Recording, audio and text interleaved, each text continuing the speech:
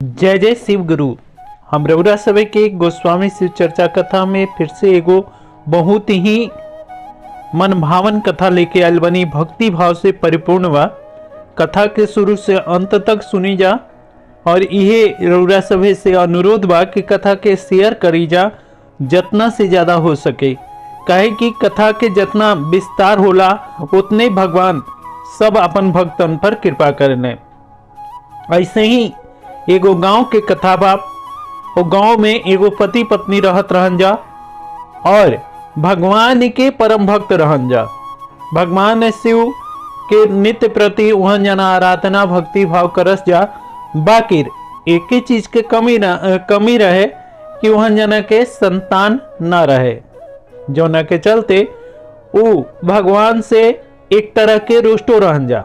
कहे के मतलब कि जे भगवान के भक्त होला उहे भगवान से रुष्ट भी होला। काहे कि जो न माता पिता से बालक प्यार करेला वही पर गुस्सो भी देखावेला, क्रोध भी देखावेला। ठीक वही तरह वो जौन भक्त और भक्तिन रही जा तो भगवान से नित्य प्रति ये आराधना करस जा कि हे प्रभु हमनी के झोली में एगो लाल डाल दी ताकि हमनी के घर पूरा तरह खुशी से झूम उठे, ताकि हमनी के भी संतान के सुख प्राप्त कर सकी जा। और रोज नित्य प्रति भगवान के शिवालय में जाके भगवान के आराधना करस जा और अपन भक्ति कभी भी विचलित ना होके देश जा। अपन भक्ति पूरा परिपूर्ण करके और बहुत ही निष्ठा भाव से करस जा। और एक दिन उनकर पत्नी सोमवार के व्रत रख ले रही और दोनों पति पत्नी बहुत ही श्रद्धा भाव से सोमवार के व्रत के मनावत रहन जा। और वही विचार से वो बेचारा भक्त भगवान के वो कथा वार्ता भी करवैले रहन, पंडित जी के बुलवैले रहन और बड़ा ही भक्ति भाव से निष्ठा से अपन पूजा पाठ करत रहन जा। बाकी फिर भी मन में उदासी रहे। तब उदासी रहे तो वो पंडित जी पूछले कि रउरा सभे तब भगवान के अतना भक्त ही जा, भगवान के व्रत त्योहार सब चीज करे नहीं जा, फिर रउरा सभे काहे अतना मन विचलित करके ये कथा करते जा। अगर भगवान के भक्ति करे के बा तब भगवान के भक्ति में खुशी मन से कल जाला।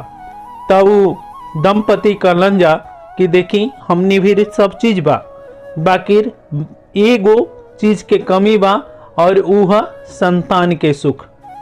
तब पंडित जी कहले कि ठीक बा, रउरा सभे 16 सोमवार करी जा और अगर भगवान शिव के कृपा रही, शिव गुरु अगर कृपा करी हैं तो तुहन जना के गोद जरूर हरा भरा हो जाई।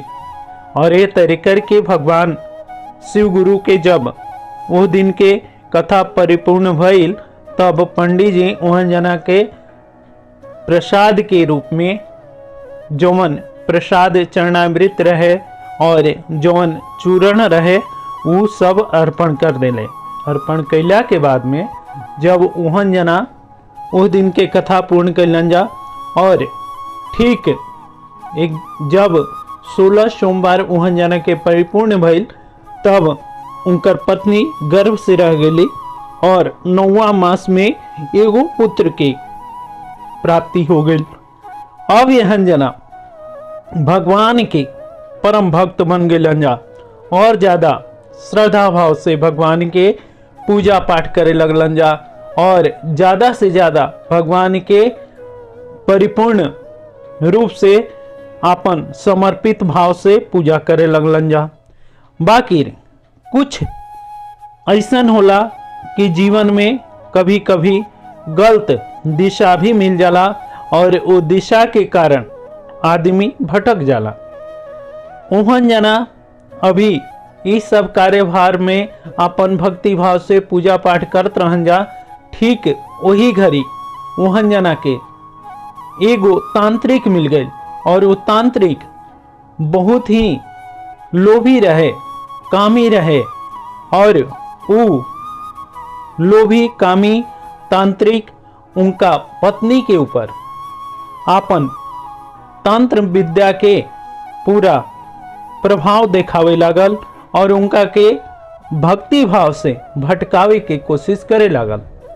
और ये तरह करके वो जौन पत्नी रही वो भगवान के मार्ग छोड़ के और वो तांत्रिक के मार्ग में अपन विचलित हो गई, भगवान के मार्ग छोड़ देली और शिव गुरु के भी रास्ता छोड़ देली और वो तांत्रिक पर ही विश्वास करे लगली।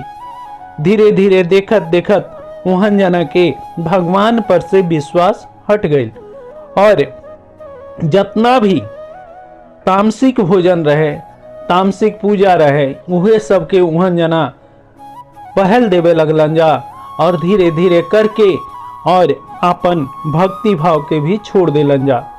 एजा तक कि पंडित जी कहले कि देखा जा तोहन जना के शिव गुरु के कृपा से ही ई प्रसाद मिलल बा जौन गोद में बालक खेलता, ऐसा मत कर जा, तोहन जना भगवान के भक्ति मत छोड़ा जा, काहे कि शिव गुरु के ही दिहल ई प्रसाद है। बाकी मोहन जना ए बात के तनिक भी ख्याल ना कैलन जा।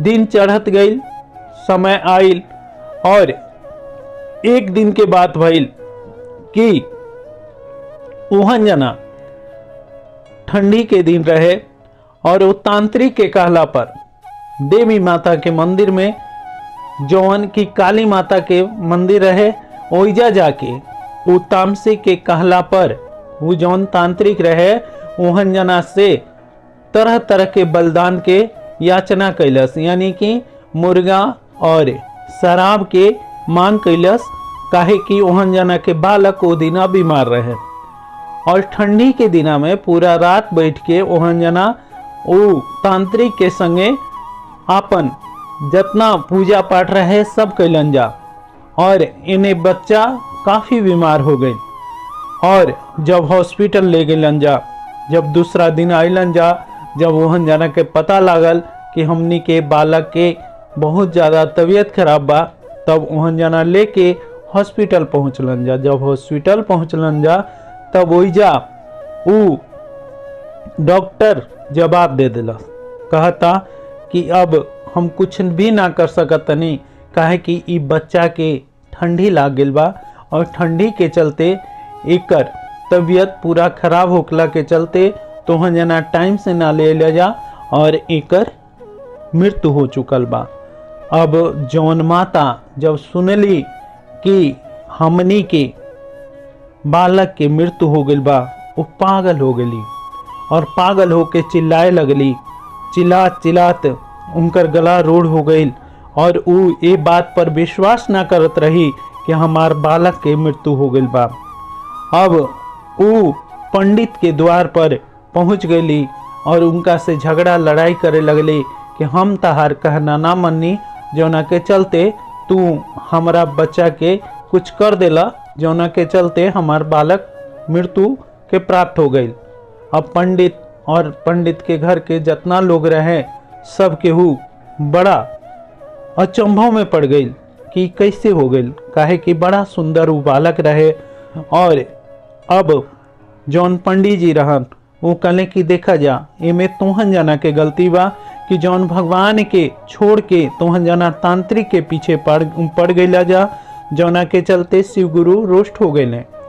वो पत्नी जौना के बालक मर रहे वो पंडित जी के कोनो वाक्य सुन के खुश ना रहे और वो बहुत ज़्यादा रोवत रहे। और तब वो पंडित जी के भी पीछा ढकेल के और वो मंदिर में प्रवेश कर गई और जाके शिवलिंग पर आपन मरल बेटा के शिवलिंग पर रख देलस और कलश के हे शिव गुरु, अगर रौरा सचमुच ही भक्तन के भक्ति के रखी ना लाज, तो रौरा हमार बालक के जीवित कर दी और हम आज से कसम लेतनी कि फिर से राउर जैसे हम भक्ति करत रही, हम फिर से भक्ति करम और राउर कथा पूजा भी करम। हे प्रभु, हमार बालक के जीवन दान दे दी। पंडित जी कहले कि देखा अब तहार बालक मृत्यु के प्राप्त हो गइल बा, अब एकरा जीवन दान कैसे मिल सकी। यह चलते आपन बेटा के तो शिवलिंग पर से हटा दा, काहे कि एगो मृत्यु बालक बा। और ये तरह करके जब पंडित जी फिर भी वो जौन औरत रहे वो बालक के ना हटावत रहे और शिवलिंग से लिपट के खूब रोवे लागल। जब शिवलिंग से लिपट के रोवे लागल तब भगवान शिव गुरु के कृपा भइल। पंडित जी उठले और जौन चरणामृत जौन भगवान के प्रसाद चढ़ावा रहे उहे प्रसाद के चरणामृत वो बालक के मुख में थोड़ा सा डाल देने। देखी जा शिव गुरु कब कृपा क्यों भाव से करेले, इस चीज की केहू भी ना जान पावला। और देखते देखते भगवान के कृपा से, प्रभु शिव गुरु के कृपा से वो बालक के हाथ पांव धीरे धीरे हिले लागल और देखते देखते वो बालक जीवित हो गई।